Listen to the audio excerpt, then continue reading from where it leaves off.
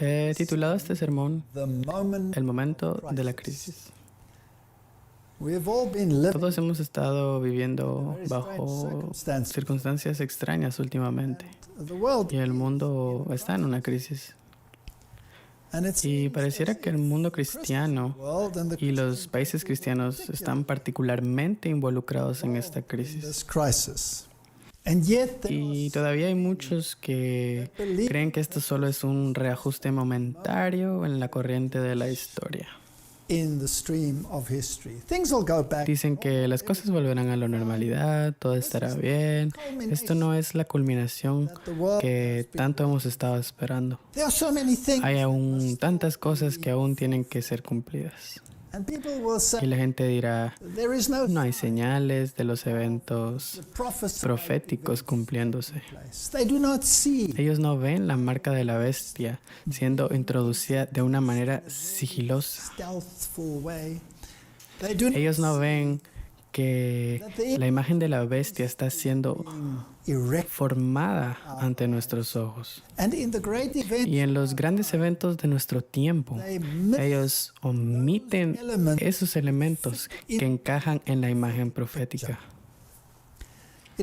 Siempre ha sido así con la humanidad.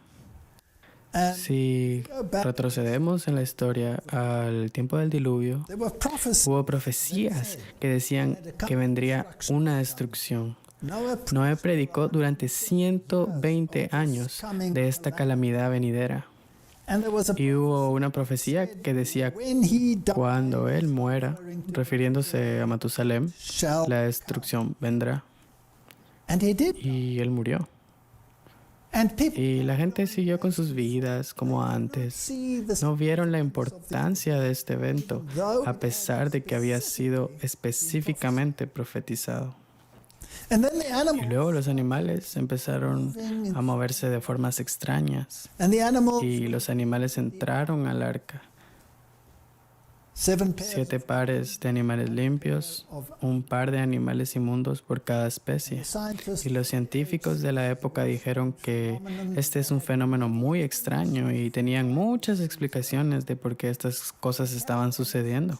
Pero ellos continuaron como de costumbre. Dijeron, esto no es una señal de los tiempos, este no es una señal de que este es el momento de crisis que se había profetizado durante 120 años. Exactamente lo mismo sucedió en los tiempos de Jeremías. Y hemos hablado de esto muchas veces. Cuando Jeremías profetizó, todos afirmaron que este no iba a ser la forma en que iba a suceder.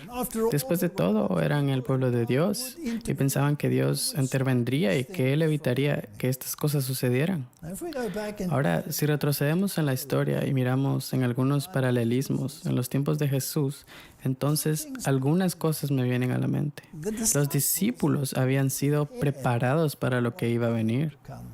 Jesús en muchas ocasiones les dijo que era lo que iba a pasar, que el Hijo del Hombre iba a ser entregado para ser crucificado, que Él sería despojado de todos sus derechos humanos, por así decirlo, y que moriría deshonrosamente en una cruz. Y ellos se negaron a creer eso. Fueron preparados por las palabras del testimonio de Jesús, pero estaban singularmente desprevenidos cuando llegó el momento. ¿Por qué? Porque tenían ideas preconcebidas acerca de cómo se desarrollarían estas cosas. Y cuando estas cosas no se desarrollaron exactamente en el formato de sus ideas preconcebidas, ellos perdieron la trama de lo que estaba pasando. Una de las ocasiones que Jesús usó para educarlos, lo leemos en Mateo capítulo 16, versículo 21 en adelante.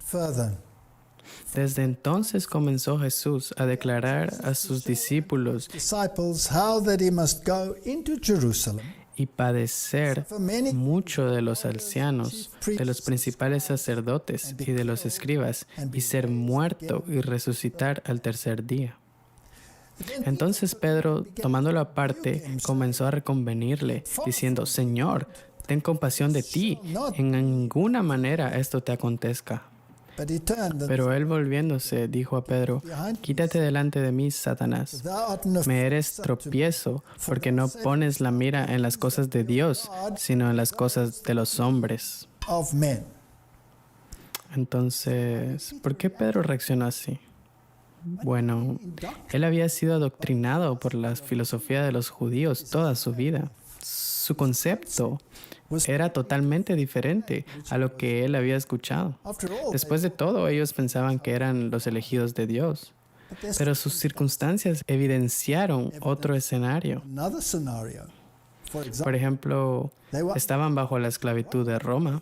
Pensaban que eran la cabeza, pero aquí estaban en servidumbre. Pero aún así creían que al ser los elegidos de Dios, estaban bajo protección especial y que no les pasaría nada.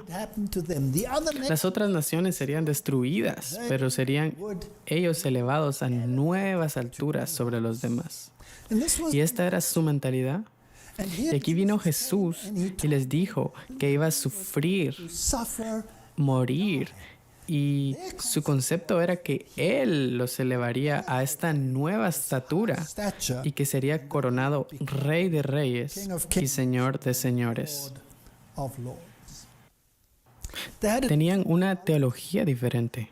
Tenían en términos modernos lo que llamaríamos una vida impulsada por un propósito, o una vida impulsada por un propósito con la filosofía de que eventualmente ellos gobernarían en un reino que vendría. Muchos en el mundo creen lo mismo hoy y estarán tan singularmente desprevenidos sin estar preparados para lo que viene como lo fueron los discípulos de Jesús.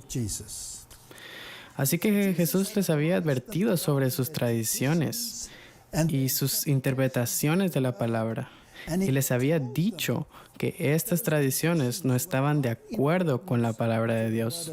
En Mateo 15, versículo 2 leemos: ¿por qué tus discípulos quebrantan la tradición de los ancianos? ¿Por qué no se lavan las manos cuando comen pan? Le preguntaron a Jesús. Respondiendo, él les dijo: ¿por qué también vosotros quebrantáis el mandamiento de Dios por vuestra tradición?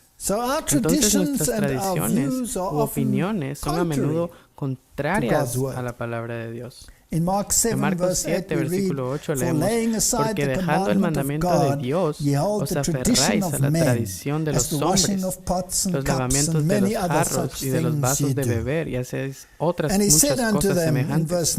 Les decía también: bien invalidáis el mandamiento de Dios para guardar vuestra tradición. Versículo 13 del capítulo 7 dice: invalidando la palabra de Dios con vuestra tradición que habéis transmitido, y muchas cosas hacéis semejantes a estas. Así que esta era la condición que tenían: ideas preconcebidas. Habían interpretado las Escrituras según sus propias filosofías y no seguían la clara palabra de Dios. Por eso Jesús les dijo en Juan 5:39: escudriñad las Escrituras, porque a vosotros os parece que en ellas tenéis la vida eterna, y ellas son las que dan testimonio de mí. Tenemos solo una fuente de inspiración. Y aunque suene contradictorio, esta fuente es la ley y los profetas. Esa es la fuente a nuestra disposición. Y esta ley y los profetas, la Biblia, los primeros 5 libros de la Biblia, el Pentateuco y lo que los profetas han dicho hasta el fin de los tiempos, son nuestra fuente de inspiración y tienen que estar en armonía con los primeros libros de la Biblia que Moisés escribió. Isaías 8:20: a la ley y al testimonio, si no dijeren conforme a esto, es porque no les ha amanecido.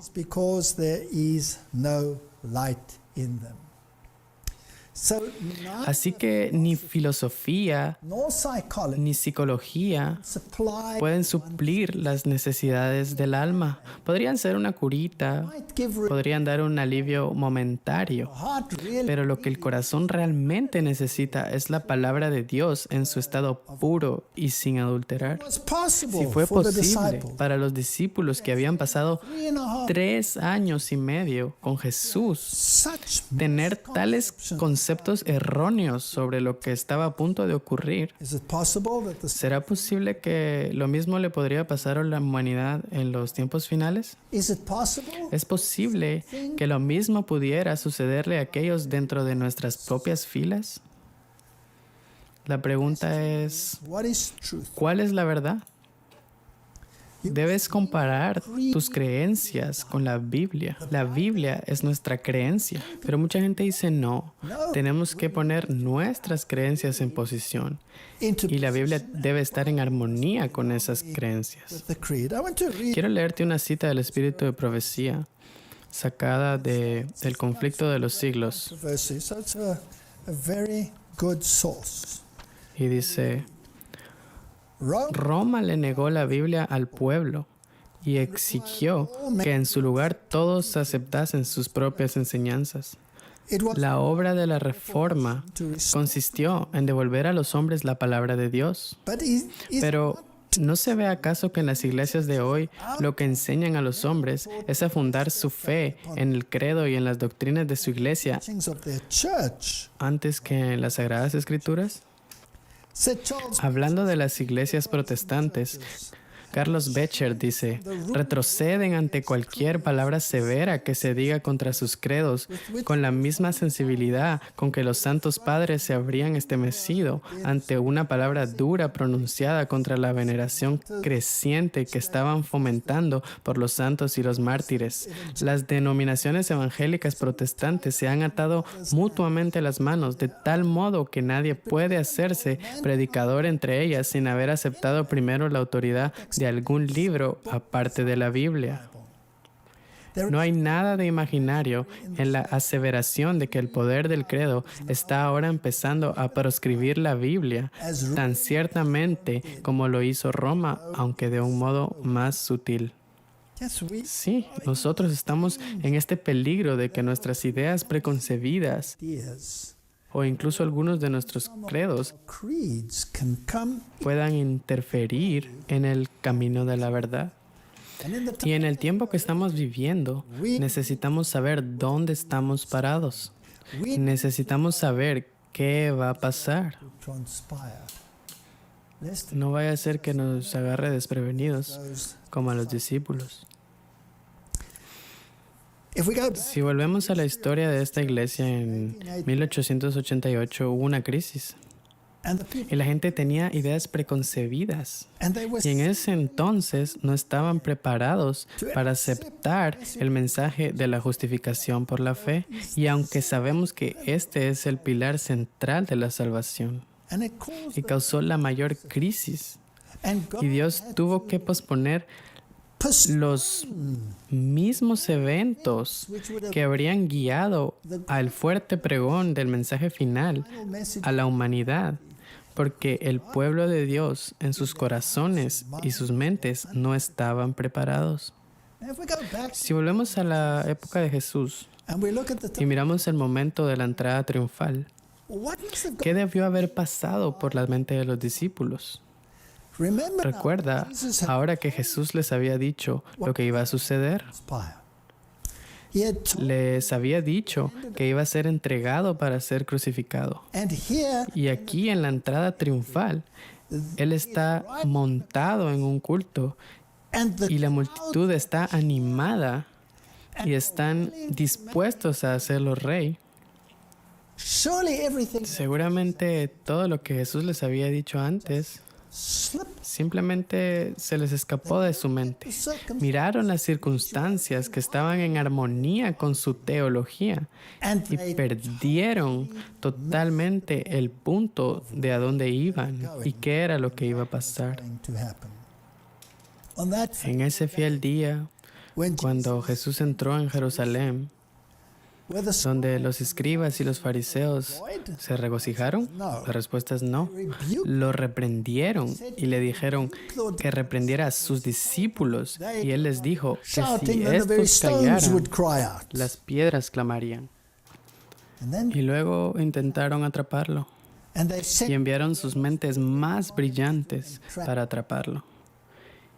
Y en ese fiel día, cuando todos los eventos tuvieron lugar, cuando todos pensaron que este era la culminación de la era mesiánica, cuando su rey sería coronado rey de Jerusalén y los enemigos serían expulsados de sus tierras, aún habían algunos que estaban cuestionándolo, aún habían algunos que estaban intentando tenderle una trampa.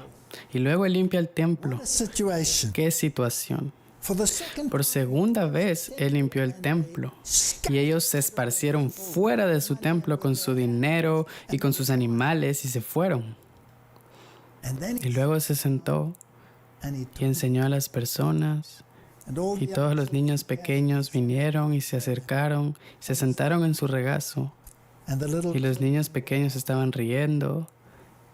Y todo estaba tranquilo y en paz. Y eventualmente esos fariseos y esos escribas volvieron y estaban molestos por las risas y los golpeteos de los pies de los niños.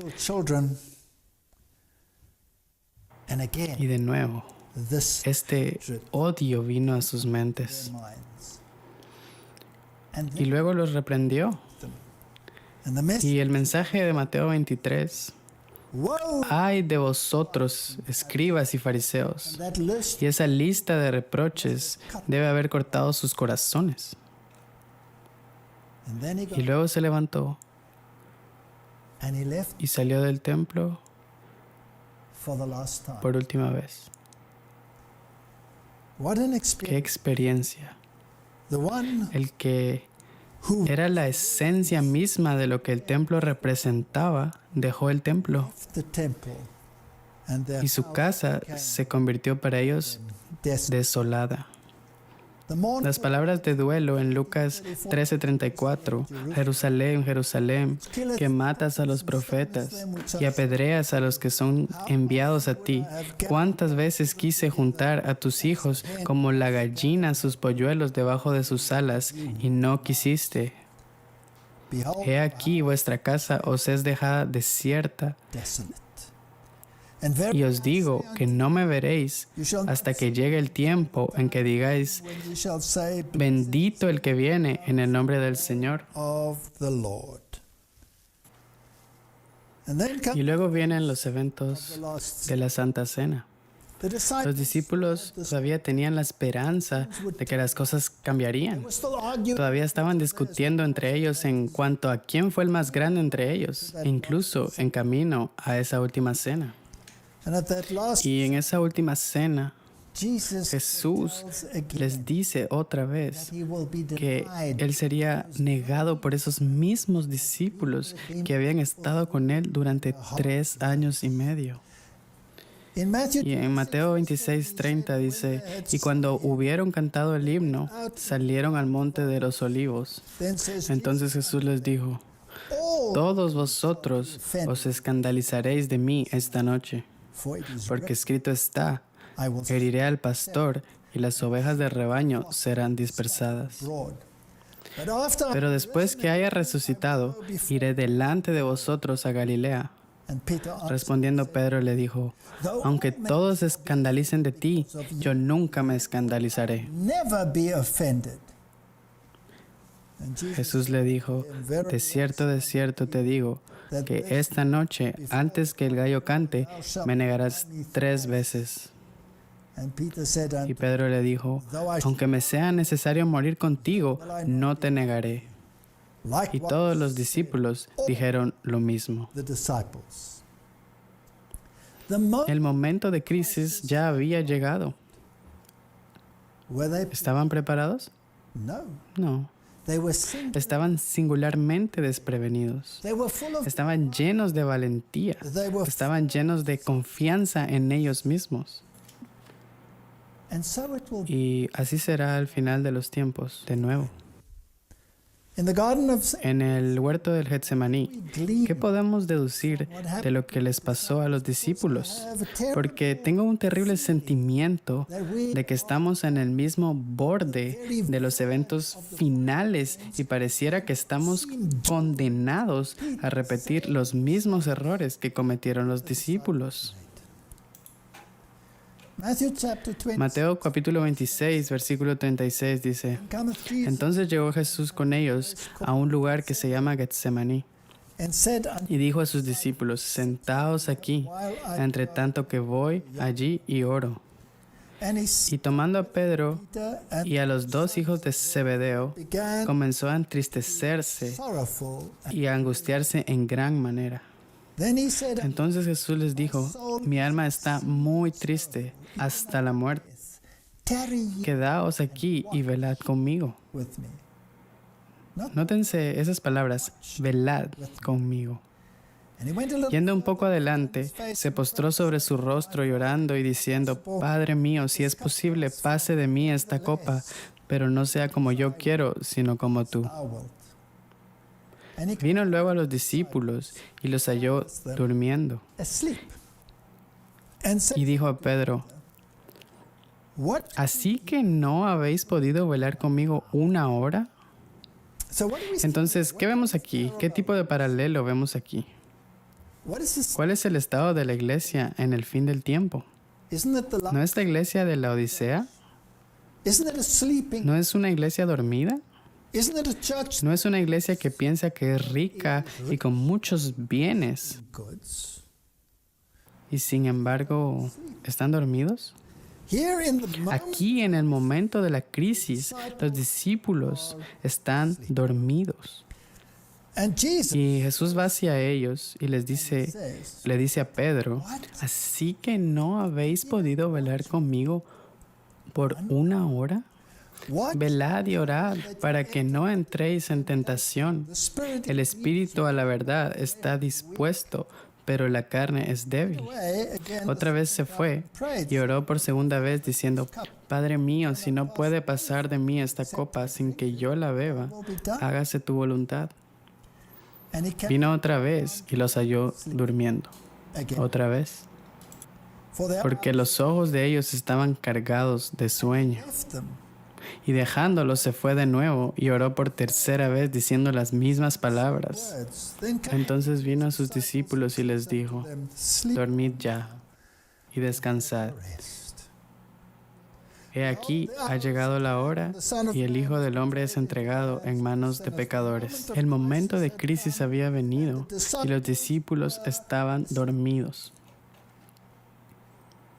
¿Es posible que el momento de la crisis podría estar aquí, en nuestro tiempo, y los discípulos podrían estar dormidos? Teniendo un concepto totalmente diferente de los eventos, a pesar de que habían sido preparados por la misma palabra de Cristo a través de los profetas. Ellos no lo vieron. No vieron el cumplimiento. No vieron la evidencia. Para ellos esto solo era un reajuste momentario en el horizonte. Las cosas volverían a la normalidad. Este no es el final, dirían. Todavía debemos ser exaltados y predicar un mensaje poderoso. ¿Es posible que esto pueda pasar de nuevo? Y luego vienen las palabras en el versículo 46: Levantaos, vamos, ved, se acerca el que me entrega. Es interesante, el Evangelio de Marcos nos cuenta de nuevo que destacó a Pedro en particular. ¿Por qué?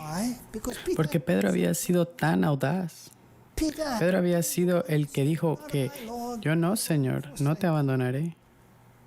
Tal vez en nuestros tiempos modernos hay Pedros modernos que dicen: a mí no me tomarán desprevenido. Yo no me va a pasar, Señor. Yo no te negaré cuando el momento de la crisis venga. Así que en la crisis final, la Biblia nos advierte que el pueblo de Dios estará dormido, serán atrapados por una abrumadora sorpresa. E incluso Juan, el amado discípulo, estaba profundamente dormido. Allí en el jardín, el Hijo de Dios sufrió solo. En Marcos 14, versículo 43 dice, luego hablando él, aún vino Judas, que era uno de los 12, y con él mucha gente con espadas y palos, de parte de los principales sacerdotes y de los escribas y de los ancianos. Y él que le entregaba les había dado la señal diciendo, al que yo besare, ese es, prendedle y llevadle con seguridad. Y cuando vino, se acercó a él y le dijo, maestro, maestro, y luego le besó.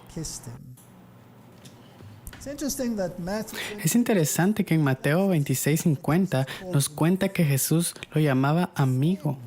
Amigo, ¿para qué vienes? ¿No es tan asombroso? Y Lucas agrega en el capítulo 22, versículo 48, entonces Jesús le dijo, Judas, ¿con un beso entregas al Hijo del Hombre? Primero le dice, amigo, ¿para qué has venido, Judas? ¿Con un beso entregas al Hijo del Hombre? Entonces ellos le echaron mano y le prendieron. Pero uno de los que estaba allí, sacando la espada, hirió al siervo del sumo sacerdote, cortándole la oreja. Ahora sabemos por el Evangelio de Juan que ese fue Pedro. Pedro estaba preparado para ir a la guerra. Pedro estaba preparado para luchar contra un enemigo viniendo del frente. Pero ¿qué pasa si el enemigo no venía del frente, pero vino escabulléndose por la puerta trasera? Y si los eventos no ocurrieron exactamente como él esperaba, pero resultó diferente, entonces, ¿sigue siendo el mismo Pedro? ¿Por qué estaba dispuesto a sacar su espada e ir a pelear? Porque estaba convencido que Jesús no permitiría ser tomado. Estaba convencido de que Jesús iba a mostrar su poder y hacerlos caer. Y cuando cayeran al revés, pensó, este es el momento en que Jesús tomará la corona y mostrará su poder. Pero cuando estas personas se levantaron de nuevo y se acercaron, esto cambió toda la situación. La narrativa de su mente era discordante. Algo andaba mal. Decimos hoy, seguramente las cosas malas no les pasa a la gente buena. Y cuando sí les pasan, perdemos la confianza en Dios. Hay aquellos entre nosotros que dirán, Dios se encargará de eso. Caerán a tu lado 1,000 y 10,000 a tu diestra, mas a ti no llegará. Esa promesa es para el tiempo de las plagas, después del cierre de la gracia. Esa promesa no es para el tiempo anterior al cierre de la gracia. Sí, Dios protegerá a su gente. Sí, Dios puede proteger a su gente. Pero Dios también permitirá que sucedan ciertas cosas para hacer prominente su verdad. Y en Dios, con su presencia y su previsión, incluso si perdiéramos la vida, será tan solo por un momento, por un parpadeo de ojos. Seguramente no se permitiría ser tomado. Seguramente los eventos del final no vendrán a través de la puerta trasera, pero solo de acuerdo con nuestras expectativas. Se sintieron desilusionados e indignados al ver que ataban con cuerdas las manos de aquel a quien ellos amaban. Y lo siguiente, cuando se sometió él mismo a esa horda de gente, fue que los discípulos se dispersaron y corrieron y todos lo abandonaron. Esas son palabras terribles. Y si las aplicamos a nuestro tiempo, ¿es posible que puedan pasar las mismas cosas? Todos lo abandonaron y huyeron. Y luego cuando se recuperan, Pedro y Juan siguieron a la distancia. Esta es una historia muy interesante, porque creo que tiene aplicaciones para el tiempo en el que estamos viviendo. Pedro y Juan seguían a la distancia. Y cuando llegan al lugar del juicio, place of trial, John, Juan toca la puerta and the door is open. y se abre la puerta y los reconocieron, los sacerdotes los reconocieron como seguidores de Jesús. They knew who he was, Ellos sabían quién era Juan and they knew. y ellos sabían que era un seguidor de Jesús.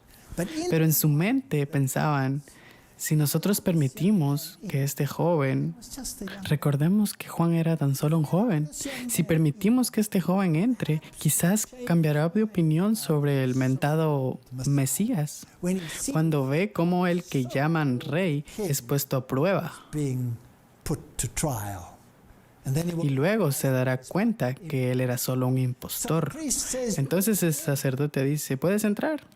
and he said, Y él dice, "Can my friend?" ¿puede pasar mi amigo Pedro también? And they let. Y dejaron entrar a Pedro también. Now, Ahora, ¿cuál es la diferencia between entre lo que le pasó a Pedro and y lo que le pasó a Juan? John, Juan entró and y sabían quién era él. Y él no pretendió ser otra persona. Y eligió un lugar pequeño, apartado por ahí, we- donde pudo presenciar los hechos. but he did not Pero no pretendía ser nada diferente than que un seguidor of. de Jesucristo.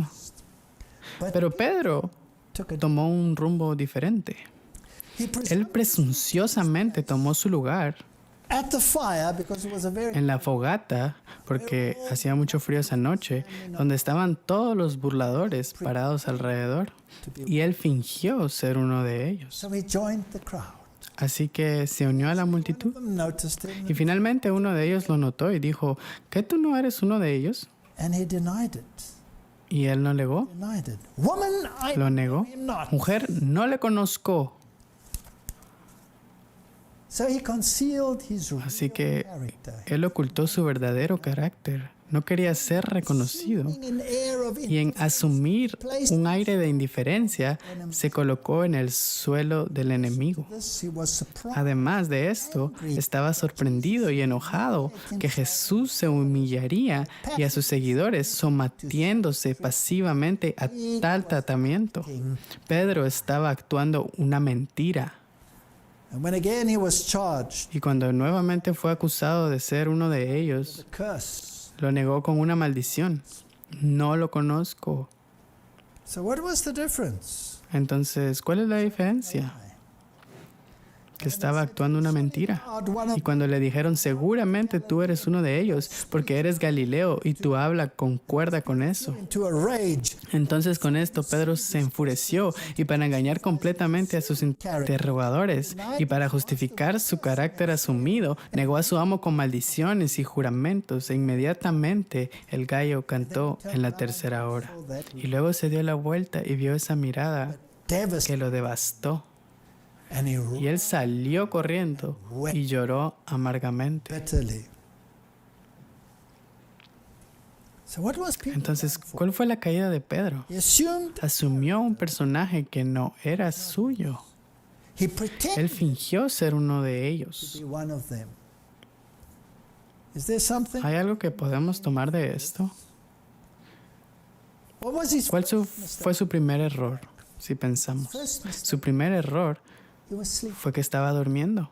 He was sleeping. Estaba durmiendo. And Jesus Y Jesús knew that sabía que Pedro particularmente, si hubiera estado despierto, si hubiera visto lo que Jesús estaba pasando, if he had si hubiera visto las gotas de sangre que venían a través de la piel de Jesús, tal vez se hubiera despertado y dicho, este es el momento de la crisis. after all, Después de todo, Jesús les pidió que oraran con él, but he said, pero él se durmió. and Jesus Y Jesús se acercó a él y dijo, Pedro, sleep. duermes. Can't you? ¿No puedes velar conmigo por un momento? So it's very Así que su primer problema fue que él estaba dormido. asleep. They all fell asleep. Todos se durmieron. But he had Pero él tenía ideas muy específicas y no pudo not incorporated incorporar la realidad in en su mente y unirlo con estas ideas preconcebidas. and then Y luego fingió ser alguien más. someone else.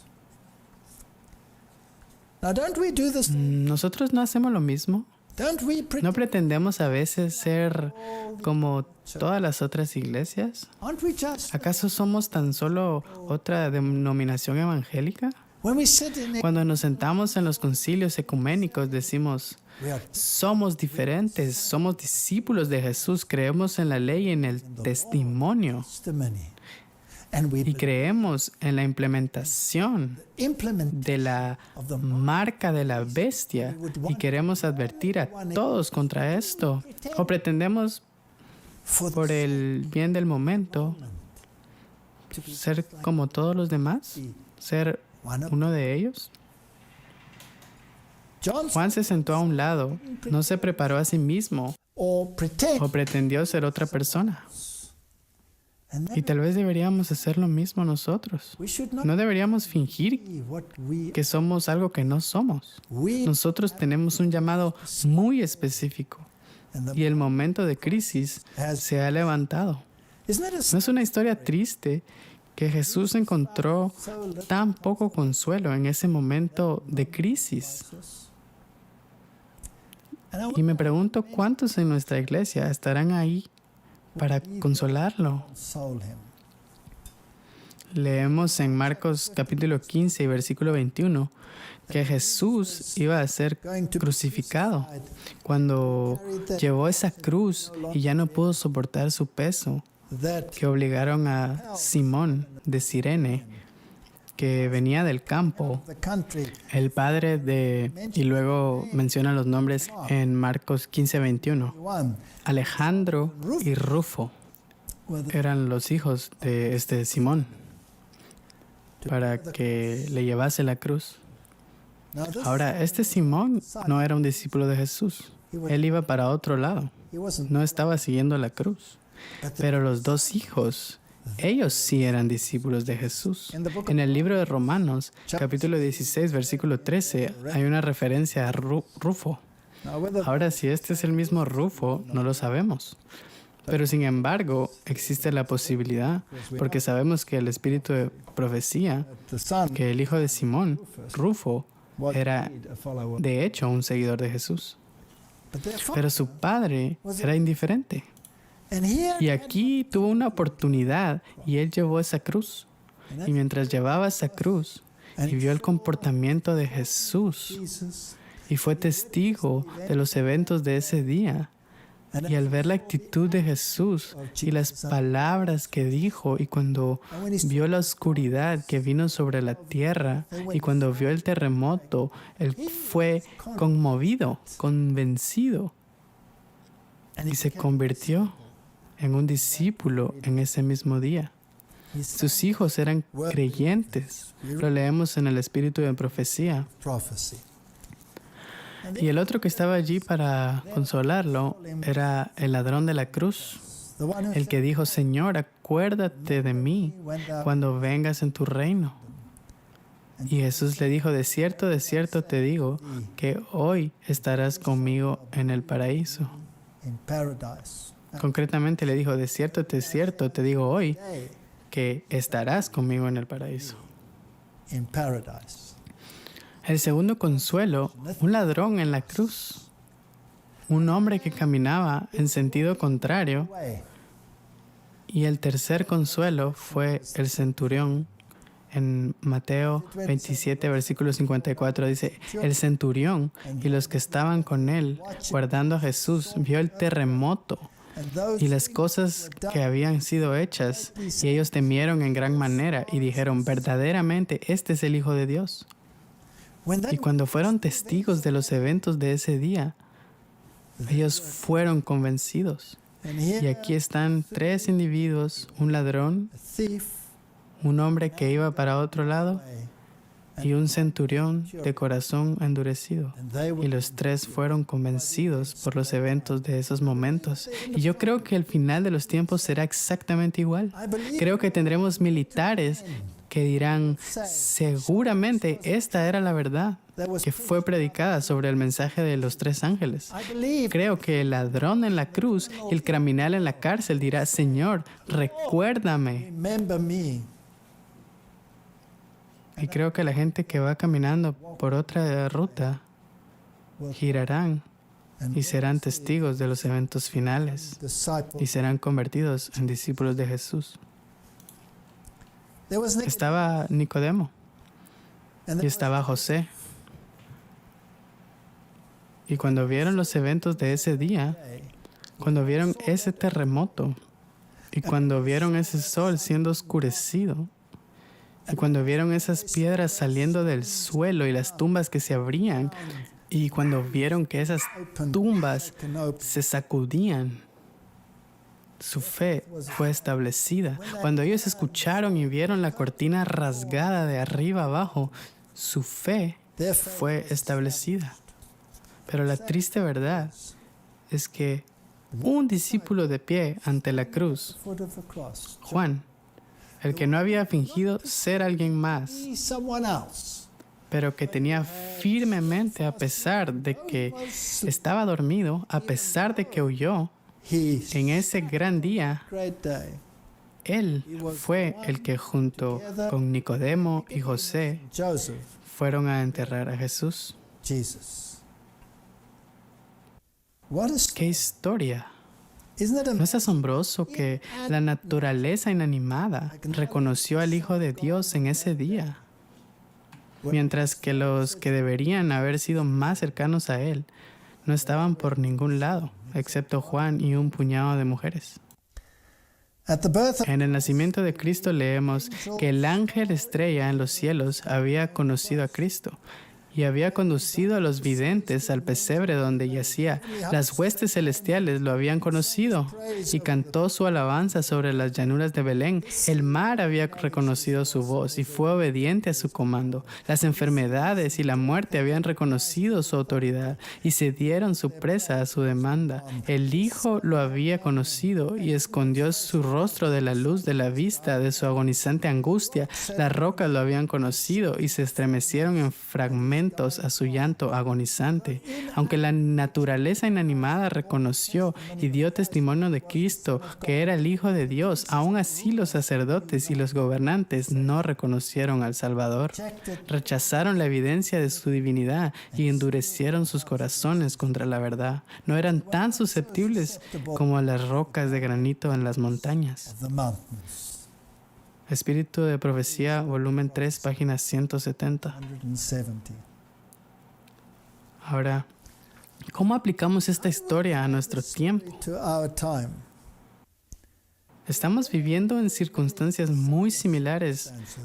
Una crisis está a punto de ocurrir y tenemos ideas preconcebidas. Pero tenemos la palabra clara y tenemos un testimonio claro. Hay una historia sobre la visión de la estación de tren en la estación de Loma Linda, donde Elena de White reveló una visión que tuvo a algunos de nuestros pioneros. Y ella se refirió a este escenario de tiempo final, de lo que iba a suceder, y ella dijo, de acuerdo a estos testigos, que una terrible tormenta de persecuciones vino como una tormenta de viento que derribó cada objeto de pie. No había ni un adventista del séptimo día para ser visto. Como los discípulos también abandonaron a Cristo y escaparon, todos los que habían buscado su posición nunca fueron vistos de nuevo. ¡Qué horrible declaración! Después de la tormenta hubo una calma. Entonces los adventistas se levantaron como una gran bandada de ovejas, pero no habían pastores. Todos esperaban en ferviente oración por ayuda y sabiduría, y el Señor respondió, ayudándolos a elegir líderes de entre ellos que nunca antes habían buscado un puesto.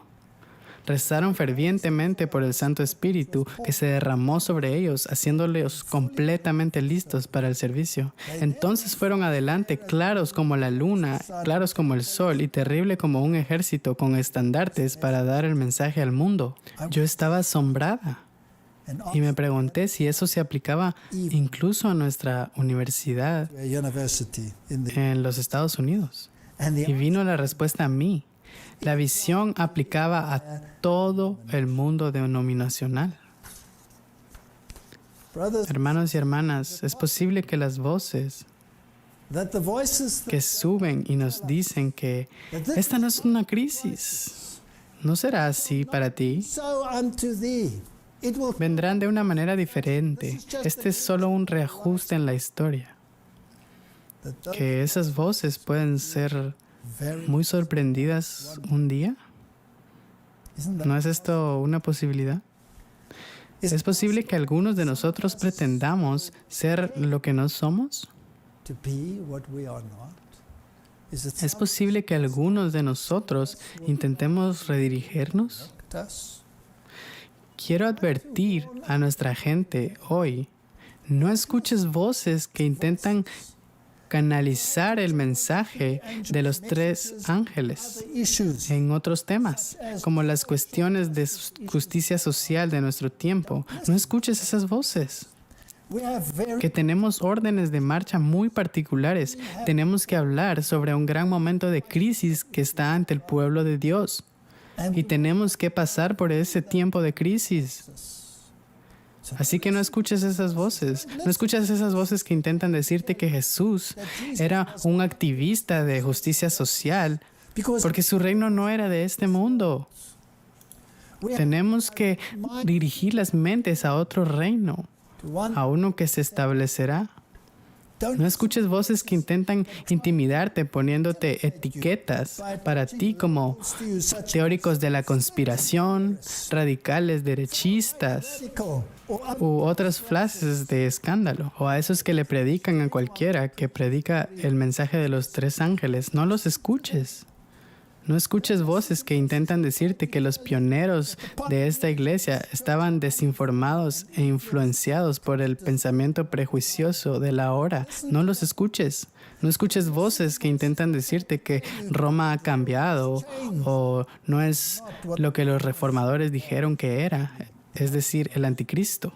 No escuches voces que intentan marginar el espíritu de profecía como anticuado o los delirios del siglo XIX. No los escuches. Dicen que los eventos no han tenido lugar. No hay una ley dominical en implementación. Por supuesto que no. Será el ultimísimo evento que tome lugar. Pero si no vemos los movimientos de cambio ahora mismo, estaremos tan sorprendidos como estaban esos discípulos. No escuches voces que intentan hacer la marca de la bestia otra cosa que no es. Porque la marca de la bestia es algo que ataca la autoridad de Dios y que está incrustado en el 4º mandamiento. No lo escuches, no los escuches. No escuches voces que intentan decirte que el espíritu de profecía no es una característica identificada de la iglesia remanente. Y no escuches voces que intentan decirte que debe ser inclusivo y no separado. No intentes pretender ser lo que no eres. No escuches nada que no esté en armonía con la ley y con el testimonio. Escucha lo que Dios dijo en su palabra y por medio de sus profetas a su remanente. Ahí radica nuestra única seguridad. Y si los discípulos hubiesen escuchado las palabras de Jesús y las hubiesen interiorizado, no habrían sido tomados por sorpresa. Si se hubieran quedado despiertos y vigilantes, hubiesen visto las señales a su alrededor, hubiesen sabido la hora, pero estaban dormidos. Hebreos capítulo 3, versículo 6 dice: Pero Cristo como hijo sobre su casa, la cual somos nosotros, sí retenemos firme hasta el fin la confianza y el gloriarnos en la esperanza. Esta es nuestra comisión. Sabemos por qué estamos aquí. Sabemos por qué tenemos un mensaje que llevar. Y tenemos un mensaje para llevar, uno muy distintivo. No es un mensaje de paz y seguridad. Es un mensaje de una crisis venidera que vendrá con sorpresa abrumadora. Ahora es el momento de mantener firme nuestra confianza y creer lo que la Biblia y el espíritu de profecía nos ha dicho. pido que Dios fortalezca a su pueblo para que podamos estar de pie en el momento de crisis. And like Y como Juan decir, say, yo soy un seguidor. a follower. I keep Yo guardo los mandamientos de Dios and I y hold me aferro al testimonio de Jesús. and angels Y ángeles serán enviados though para proteger a los que creen prepare them. y los prepararán para dar el fuerte pregón. Oremos. Heavenly Father, Padre Celestial, ayúdanos a estar bien despiertos awake en este momento de in crisis. of crisis. Mientras vemos los eventos que se desarrollan ante nuestros ojos, mientras vemos la anarquía extendiéndose por el mundo, mientras vemos las reglas y regulaciones siendo forzadas, permítenos darnos cuenta que el momento de la crisis ha venido. Come. Y Padre, permítenos predicar como nunca antes el mismísimo comisionado que tenemos, We have el mensaje de los 3 ángeles. this message. Dale poder a tu gente para que estemos de pie ante el momento de crisis. En el nombre de Jesús. Amén.